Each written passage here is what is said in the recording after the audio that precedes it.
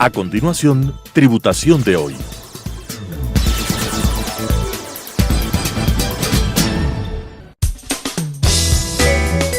Clasificación A. Apto para todo público.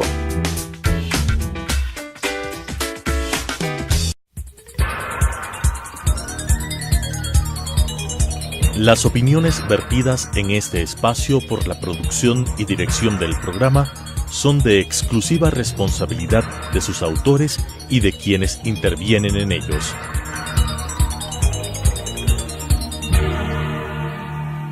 Telesucesos Canal 29 UHF presenta Tributación de hoy, un programa destinado para los ciudadanos en su entorno fiscal para el Ecuador, con la conducción de la doctora Cristina Trujillo. Tributación de hoy.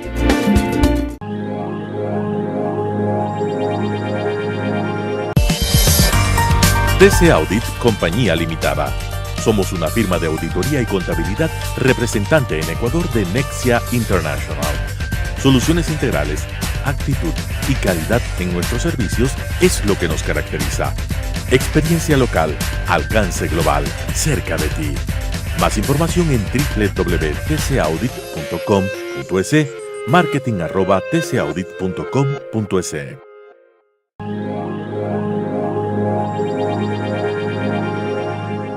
Tributación de hoy. Un programa diferente donde abordaremos temas en el ámbito financiero, tributario, societario, laboral, para el sector empresarial y para la ciudadanía en general. Tendremos que utilizar un lenguaje sencillo, pero sobre todo la presencia de importantes entrevistados, que nos ayudarán a comprender el ámbito legal de nuestro país. Las sociedades, el sector empresarial, estas empresas, tanto grandes, medianas y pequeñas, que tenemos un único objetivo dentro del sector empresarial, que es generar ventas, generar utilidad, colocar nuestros bienes, colocar nuestros servicios. Tenemos que cumplir marcos regulatorios en el Ecuador, leyes tributarias, leyes societarias, leyes laborales, leyes sociales, pero también tenemos que utilizar un lenguaje, hablemos comercial, que sea totalmente transparente y claro. Queremos salir a vender nuestros bienes y nuestros servicios y queremos hacerlos de una manera legal, cumpliendo todas las condiciones de mercado.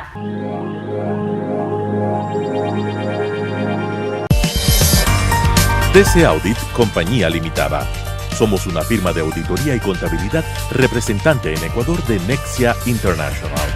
Soluciones integrales, actitud y calidad en nuestros servicios es lo que nos caracteriza. Experiencia local, alcance global, cerca de ti.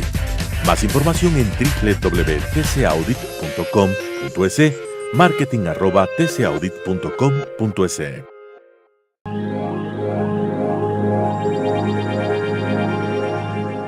El día de hoy tenemos la grata presencia de un experto en el ámbito del derecho de competencias. Tenemos la presencia del abogado Osvaldo Santos Dávalo, socio principal del estudio jurídico Santos Burbano de Lara, pero sobre todo un experto, ya que es catedrático de la Universidad San Francisco y sobre todo conocedor a fondo del tema de derecho de competencias, lo que las empresas tenemos que hacer para tener un desenvolvimiento claro y transparente dentro de lo que es el sector empresarial.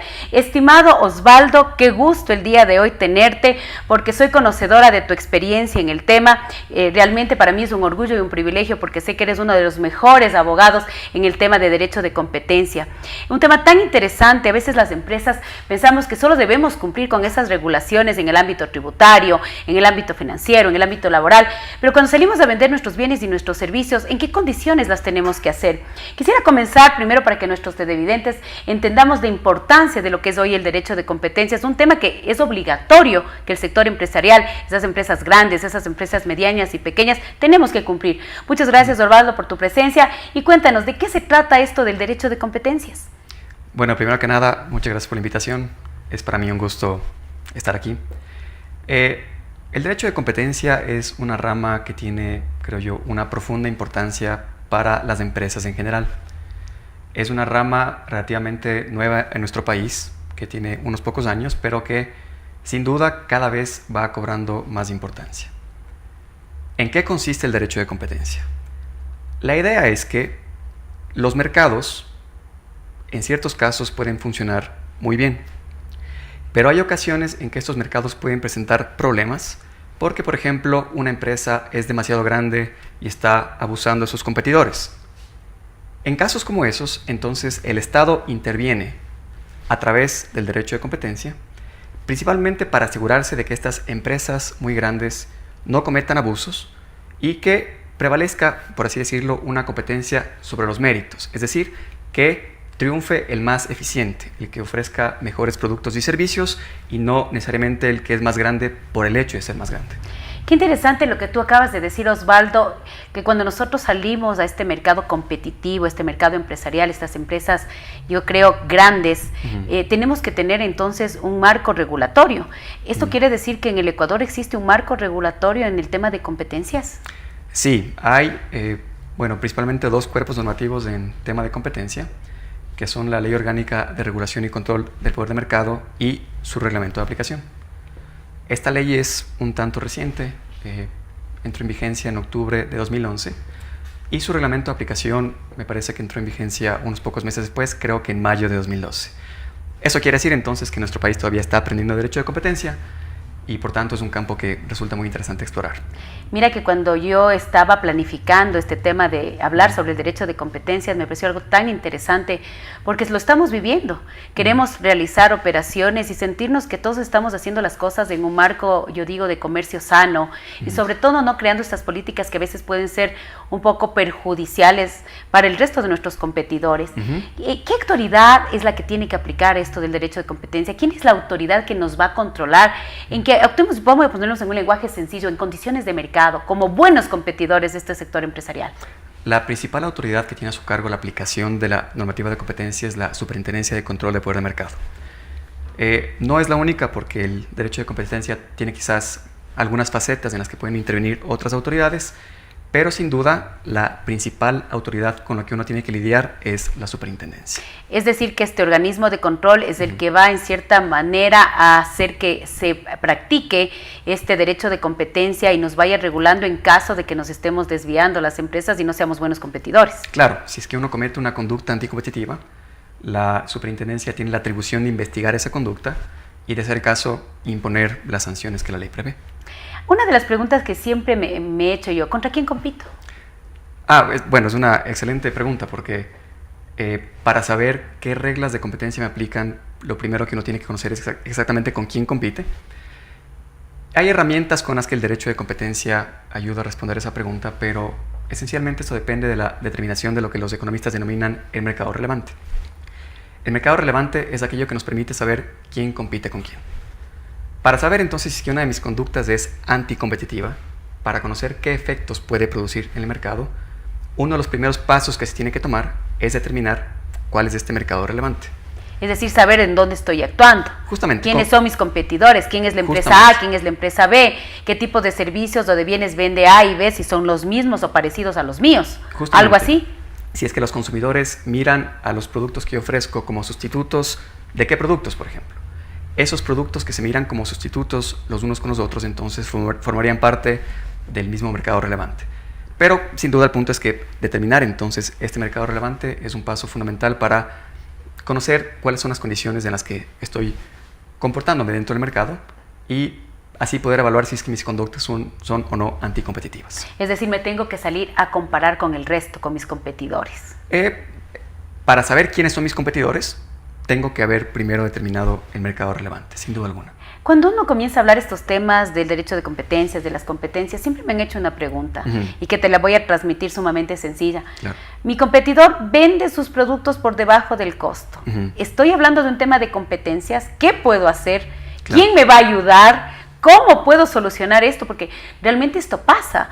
Hay la empresa A que se compara con la empresa B, son productos un poco similares, pero resulta que los precios no son de las condiciones de mercado y obviamente sabemos que estamos haciendo a lo mejor una competencia que no es tan legal, una competencia desleal. Es una de las preguntas que siempre me hacen. Mis competidores están vendiendo por debajo del costo. ¿A quién acudo? ¿Pueden hacer? ¿Qué hago? A ver, sin duda es una duda que se presenta con alguna frecuencia porque si es que mi competidor está vendiendo por debajo del costo, puedo verme en serios problemas. En principio, esa conducta no tiene por qué ser ilegal. ¿Por qué? Porque si es que yo decido vender por debajo del costo, soy yo quien sufre y los consumidores se benefician. Así es. Pero puede haber una excepción. ¿Qué pasa si es que la razón por la que estoy vendiendo debajo del costo es porque soy muy grande y quiero quebrar a mis competidores más pequeños? Entonces, en este caso sí puede intervenir la superintendencia y analizaría esta conducta bajo un capítulo que se llama los abusos de posición de dominio. Ok, muy interesante lo que estás diciendo, Osvaldo. Ajá, es una de las principales como que ramas del derecho de competencia. Y la idea es que cuando una empresa es muy grande, cuando tiene una posición de dominio, tiene que abstenerse de realizar conductas que puedan dificultar la permanencia de sus competidores por motivos distintos a su eficiencia. Entonces, si es que una empresa es la más grande porque ofrece el mejor producto y los consumidores la prefieren, el derecho de competencia no interviene. Estaríamos hablando que eso está bien. Esa es una Pero competencia cuando sana. yo abuso de mi tamaño, ahí es donde entra. Justamente. Ok. Cuando yo le quiero hacer la vida difícil a mi competidor porque sé que es mejor que yo y abuso de este poder que tengo por ser más grande, entonces ahí sí interviene el derecho de competencia y las sanciones pueden ser bastante serias. Eso es algo tan interesante lo que tú acabas de decir. Habrá condiciones legales y hablemos de una realidad económica que me obliguen a vender por debajo del costo, Claro. pero que obviamente tendrán que estar justificadas, respaldadas. Pero cuando yo abuso de mi tamaño y quiero hacer esta venta por debajo del costo simplemente para acaparar mercado o para hacer que mis competidores, mi competencia, esté en una condición adversa, pues es lo que tú dices. Hay que intervenir con el derecho de competencias y en este momento creo que actúa la autoridad de control. Claro, esta conducta en particular se llama fijación de precios predatorios y debe cumplir una serie de requisitos, pero definitivamente podría tratarse de una conducta de abuso y si es que así fuera, la autoridad sin duda intervendría. Y cuando estamos en eso, ¿estamos hablando que es un acto ilegal? Sí, sin duda alguna, porque, esta conducta de abuso de posición de dominio puede ameritar una sanción que puede ser de ya sea el 10 o el 12% del volumen de negocios del operador responsable, que puede ser una cantidad definitivamente muy, pero muy seria. Mira, algo que es muy interesante que siempre también me preguntan, ¿yo puedo cobrar los precios que yo quiero? Claro, es una muy buena pregunta porque usualmente una inquietud que tienen los clientes es si es que hay un límite al monto que pueden cobrar por sus bienes o por sus servicios. Y la respuesta en principio es que el derecho no interviene. El derecho permite que sea el mercado el que se encargue de determinar si es que un precio es o no conveniente para el consumidor. Es decir, que esto se va a regular por las fuerzas del mercado. Justamente. Si es que el día de mañana a mí, por ejemplo, se me ocurre cobrar demasiado por mis honorarios, no tiene por qué intervenir la ley porque lo que va a pasar es que me voy a quedar sin clientes, ¿no es cierto? Solito. Es decir, de forma, yo digo, tácita esto va a pasar. Justamente. Y es una de las preguntas que siempre me han hecho también en el ámbito tributario. Es ¿cuánto puedo cobrar? Entonces yo siempre le hablo en el ámbito tributario y financiero, le digo, las condiciones de mercado nos regularán. Si usted cobra más y el mercado acepta que usted cobre más, simplemente recuerde que usted tiene un ingreso grabado y va a pagar más impuestos. Y en el ámbito financiero usted va a tener una mayor solvencia financiera que le va a poder a usted en cierta manera soportar sus actividades. Pero siempre cuando uno hablamos en el otro ámbito, no en el financiero, no en el tributario, sino en este de mercado, de competencias, ¿puedo cobrar más? Si es que puedo cobrar más, entonces quiere decir que estoy ofreciendo un buen servicio, estoy ofreciendo un buen producto y el derecho en principio no tiene por qué intervenir o sancionarme. ¿Qué pasa, sin embargo, si es que soy muy grande? Si es que soy un operador dominante, que es como le llama el derecho de competencia. Y esa era mi siguiente pregunta. Ajá. ¿Qué es un operador dominante? ¿Qué es esta palabra dominante dentro del derecho de competencias? Porque siempre lo vamos escuchando y es algo malo ser un operador dominante. ¿Qué es esto? Primero quiero que nos expliques y luego nos digas, ¿es malo o es bueno ser? Claro, es un tema que, claro, hay que definitivamente analizar porque dentro del derecho de la competencia tiene una importancia muy grande. Un operador dominante es uno que tiene, dice la ley, un poder de mercado sustancial.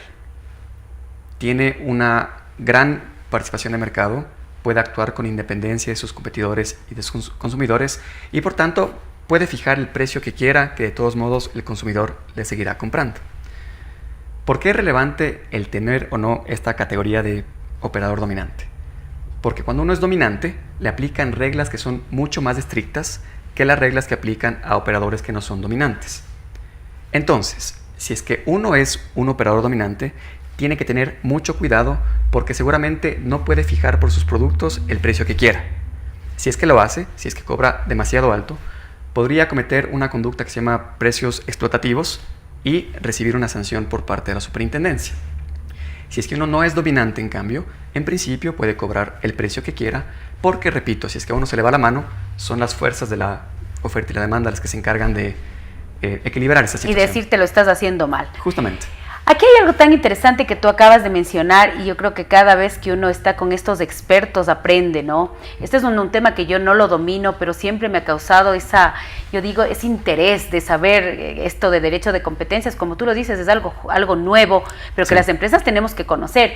Hablar de un dominante y un no dominante. Este dominante, en resumen, por su tamaño, yo por mi tamaño puedo decidir, puedo en cierta manera influir en el precio de mercado. Hay alguien que le tiene que controlar y alguien tiene que decirle, en cierta manera, ponerle ciertos lineamientos y ciertos límites para que los que no son dominantes tampoco entren en una desventaja como tal. Pero en principio, tanto dominante como no dominante pueden poner el precio que obviamente que ellos consideren, tomando en cuenta que el dominante tiene estas restricciones o regulaciones establecidas por el derecho a competencias y por la autoridad competente. Sin duda, si es que uno es dominante, se dice que uno tiene una responsabilidad especial de no distorsionar la competencia. Excelente, acabas de poner una palabra que creo que todos nuestros televidentes nos van a entender. Una responsabilidad especial. No puedo abusar por mi tamaño. Justamente. Eso es lo que queremos decirle. El grande no puede abusar por su tamaño para que en cierta manera controle el mercado como él quiera. Y para eso se hacen las leyes, para eso nacen estos marcos regulatorios, que sabemos que también desde la Constitución nos van diciendo de que hay la libre contratación, pero hay que hacerlo de manera adecuada. Y para eso sale en el año, como tú lo mencionas, en el año 2011, este cuerpo normativo de carácter orgánico que nos va a regular, que el mercado es bueno, actuar en libre competencia, pero que también tenemos que tener ciertas limitaciones por el tamaño de empresa que puedo hacer. Qué interesante lo que tú acabas de decirme. Entonces, si yo soy un dominante, ¿debo cuidarme? Hay que tener mucho cuidado porque las conductas que uno puede realizar como operador dominante, como operador muy grande, son mucho más limitadas que las que tiene a su disposición un operador no dominante. Le pueden aplicar reglas a este operador dominante más estrictas y sanciones que no tendrían por qué tener cabida si es que uno es una empresa pequeña, una empresa con una participación más baja en el mercado. Entonces, tú lo que me estás diciendo, yo puedo ser un dominante, pero mientras esté haciendo mis operaciones en un marco adecuado, en una línea sana de comercio y cumpliendo las normativas que establece hoy nuestra legislación ecuatoriana, no me pasa absolutamente nada. Efectivamente, una de las ideas más importantes en el derecho a la competencia es que no se sanciona a un operador por ser grande. Ok, no se sanciona a alguien por ser monopolio, porque lo que se busca justamente es que todas las empresas tengan incentivos para ser cada vez más grandes y cada vez mejores. Lo que se sanciona es lo malo. Justamente, cuando uno usa ese poder indebidamente, cuando lo usa para abusar de sus competidores o para expoliar a los consumidores, es diferente. Pero si es que yo llegué a ser el más grande porque soy el mejor, el derecho de competencia no tiene por qué intervenir. Y en cierta manera también ese derecho a crecer, ese derecho a generar una mayor productividad para el país que tanto lo requiere, el cada día esforzarme por ser mejor, tener el mejor servicio, el mejor producto, y si soy grande, si formo grupos económicos, si grupo esas alianzas estratégicas, ¿por qué no? Lo importante es conocer qué es lo que puedo hacer y qué es lo que no puedo hacer. Entonces, yo creo que hoy es obligación de todas estas empresas grandes, de todos estos grupos económicos, saber si eres dominante o no y saber si lo estás haciendo bien, porque también vas a tener un organismo de control y una ley que te va a sancionar cuando no lo hagas. Claro, si es que uno comete el error de pensar que no es dominante cuando sí lo es, el precio que puede pagar puede ser muy alto. Sí conviene entonces que las empresas de cierto tamaño tomen esto muy en cuenta porque si no, las consecuencias pueden ser muy severas. Y yo sí digo, si eres grande, pues tienes que estar bien asesorado. Si tu asesoría no debe ser solamente en estos ámbitos que siempre están, como yo digo, más expuesto que el laboral, que el tributario, que el financiero, que el societario, pues ahora hay que conocer de derecho de competencias. Y yo creo que ningún grupo económico, ninguna empresa grande, por su tamaño, puede desconocer esto que estamos hablando el día de hoy, que es tan importante.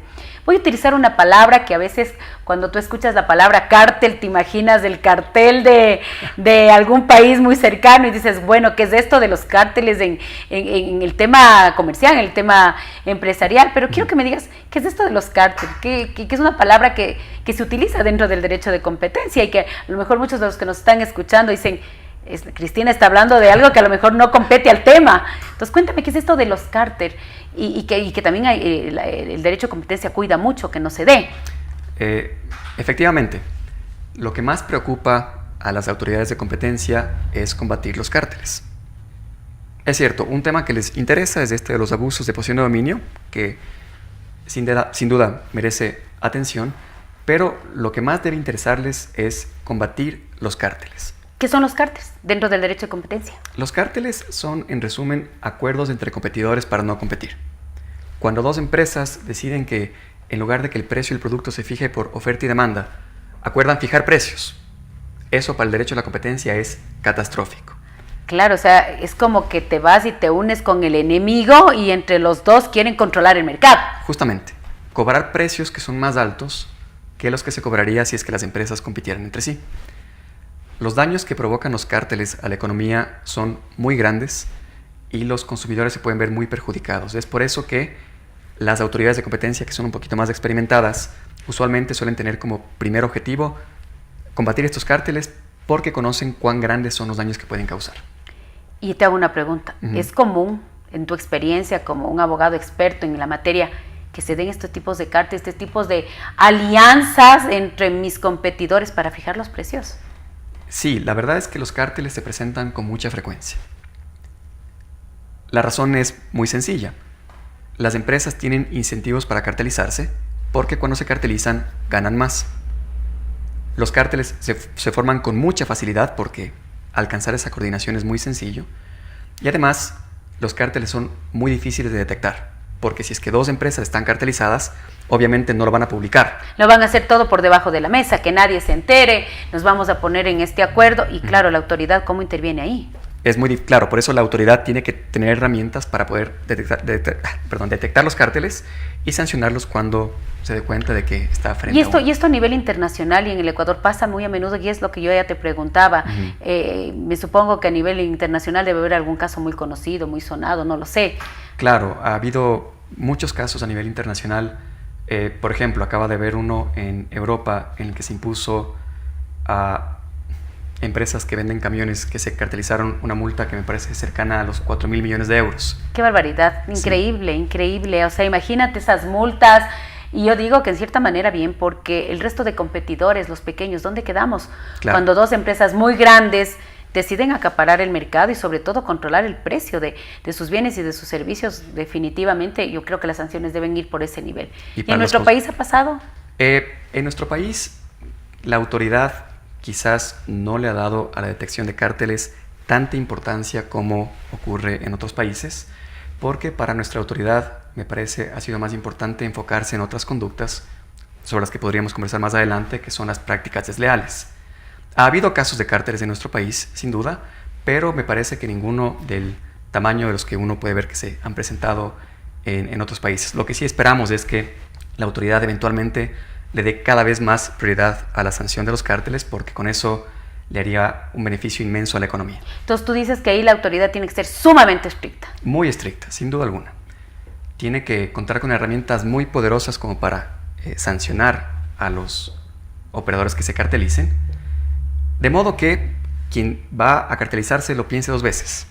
Aquí hablas de algo que es importantísimo. Cuando ya existe un sancionado, cuando existe un castigado, entonces la gente tiene que pensar y decirlo, no lo voy a hacer. Y eso pasa en todo. Yo creo que en este caso siempre nuestras autoridades, en este marco normativo, en este marco regulatorio, tiene que hacer estos ejemplos de sanciones para que definitivamente se vayan cumpliendo la ley como tiene que ser.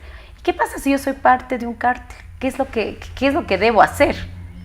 Claro, ¿qué pasa si es que me doy cuenta de que ya estoy inmerso en esta conducta? Exacto, en esta conducta no tan apropiada y legal, ¿no? Que puede ameritar una sanción muy importante. Como al derecho de competencia le interesa desbaratar cárteles, existen formas en las que uno puede, librarse de la multa colaborando con la autoridad. Okay. Si es que yo soy parte de un cártel, tengo la alternativa de acudir ante la autoridad y confesar que he cometido una conducta anticompetitiva. ¿Para qué? Porque con esa información la autoridad puede comenzar una investigación y sancionar a los demás miembros del cártel. ¿Qué obtengo yo a cambio?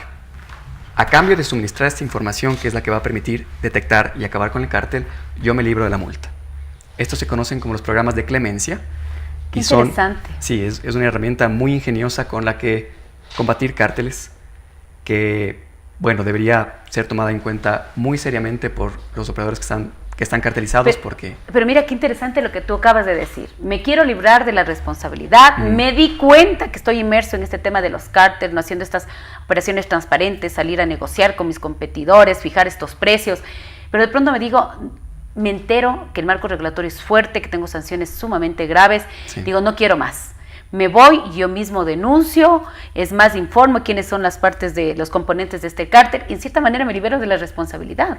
Claro. Y yo creo que varias personas que a lo mejor nos están escuchando, varias instituciones que saben que esto está pasando y que saben que los riesgos y el perjuicio va a ser mucho más grande que el beneficio que entre comillas ellos esperan tener, pues está basado en la denuncia y en cierta manera tratar de que la ley y la autoridad pueda cumplir verdaderamente con lo que busca el derecho de competencia y en este caso la superintendencia como tal. Hablemos un poquito, mi estimado Osvaldo, y siempre me lo preguntan y dije hoy voy a aprovechar haciéndole todas las preguntas a un experto en este tema que realmente yo estoy aprendiendo contigo. No es un tema que ha sido dentro de mis competencias, pero que definitivamente es parte vital, sobre todo cuando estás en un sector empresarial grande, en crecimiento, que cada día quiere ser más, y yo digo el número uno, la mayor cantidad de ventas, la mayor cantidad, hablemos de utilidades, de ganancias, y es bueno, porque todo eso es positivo, ¿no? Y siempre me hablan de estos acuerdos bilaterales, estos acuerdos verticales, en donde definitivamente existen ciertas cláusulas que sabemos, las pongo, no las pongo, las Sí, coloco, no las coloco. Y siempre me hacen la pregunta, Cristina, ¿es válido tener las cláusulas de exclusividad y de no competencia? Y sobre todo, yo te pregunto a ti, Osvaldo, la pregunta que me hacen a mí, ¿es válido tener esto? Claro, esto se estudia dentro de efectivamente un capítulo que se llama los acuerdos verticales y sobre esto existen consultas muy frecuentes. Un cliente pregunta, ¿puedo pactar en mi contrato con mi distribuidor que este distribuidor va a ser exclusivo, por ejemplo? ¿O puedo pactar que mi franquiciado no va a poder competir conmigo después de que termine el contrato? Y eso es muy común porque vemos los acuerdos y les quieren hacer firmar estas cláusulas para que en cierta manera sigas controlándoles. Ajá. Depende del escenario, esto depende mucho de las circunstancias del caso. La regla general, sin embargo, es que este tipo de acuerdos verticales no presentan ningún problema para la competencia. Okay. Mientras que los acuerdos horizontales son muy, pero muy graves, los acuerdos verticales entre empresas que están en distintas fases de la cadena productiva usualmente, de hecho, generan eficiencias. Estos acuerdos, entonces, de no competencia, de exclusividad y etcétera, difícilmente van a ser anticompetitivos y muy seguramente van a traer beneficios para la competencia. ¿Por qué? Supongamos que a mí me contactan para ser distribuidor de un producto. ¿Por qué podría ser eficiente? ¿Por qué podría ser competitivo que se me dé la exclusividad? Porque quizás solo con esa exclusividad yo voy a tener los incentivos para hacer la inversión que se requiere para abrir ese mercado, por ejemplo. Habrá casos entonces en que sí, en que estas restricciones pueden mermar la competencia, pero no es lo que pasa por la general. Por lo general, cuando un acuerdo es vertical, entonces el derecho a la competencia no tiene por qué intervenir. Entonces estamos hablando que estos acuerdos verticales no son malos, pueden estar dentro de nuestros acuerdos comerciales y que definitivamente hablemos que son políticas en donde no vamos a tener una intervención ni de la autoridad ni del derecho de competencia como tal. Hay que hacer una acotación. La superintendencia no mira con buenos ojos estas cláusulas, las mira con sospecha por regla general, pero yo creo que no debería ser así. Porque, como explico, los casos en los que efectivamente pueden producir un daño serio al mercado son casos muy puntuales. La regla general, sin embargo, es que los efectos van a ser positivos. Me parece a mí entonces que quizás la autoridad tendría que aproximarse a estas cláusulas de manera diferente, de manera menos estricta. Yo quiero terminar nuestra entrevista con algo que quiero hacerte yo una pregunta desde el ámbito mío de poder tener un mayor conocimiento y con este punto cerrar nuestra entrevista, que nos quedan muchas preguntas sobre el tapete y te voy a invitar para una segunda edición sobre derecho de competencias, que sé que todos nuestros televidentes saben que este es un tema nuevo pero de vital importancia y que definitivamente lo tenemos que tratar. Hablemos para cerrar nuestro programa del día de hoy sobre el tema de las prácticas desleales.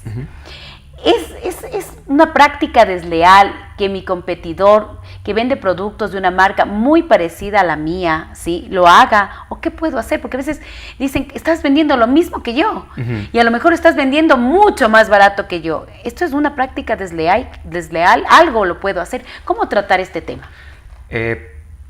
Nuestra ley tiene un capítulo que se refiere a estas prácticas desleales. ¿Y qué es una práctica desleal? Esencialmente una práctica deshonesta.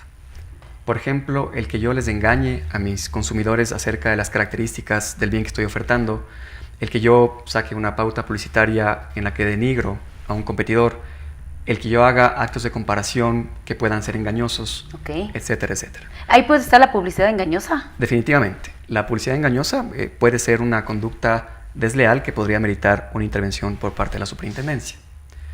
En la práctica, lo que vemos es que la superintendencia le da mucha importancia a este tipo de conductas. Las investiga con frecuencia y las multas por este concepto pueden ser muy elevadas. ¿Cuáles son las conductas desleales? Hay algunos tipos, pero definitivamente las empresas tienen que tener cuidado de no cometer este tipo de prácticas. Interesantísimo, mi querido Osvaldo, el tema súper interesante y como siempre, nosotros tenemos que cumplir con un marco regulatorio vigente y el derecho de competencias es algo que hoy por hoy lo tenemos que hacer. Agradezco la presencia tuya y sobre todo, les espero en un programa más de Tributación de Hoy.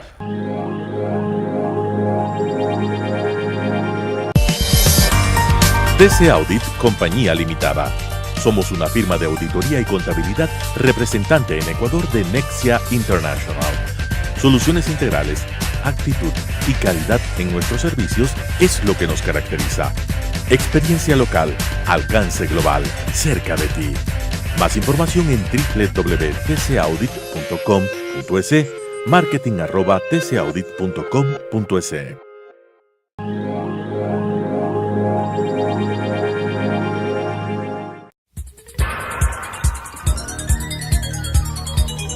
Las opiniones vertidas en este espacio por la producción y dirección del programa son de exclusiva responsabilidad de sus autores y de quienes intervienen en ellos.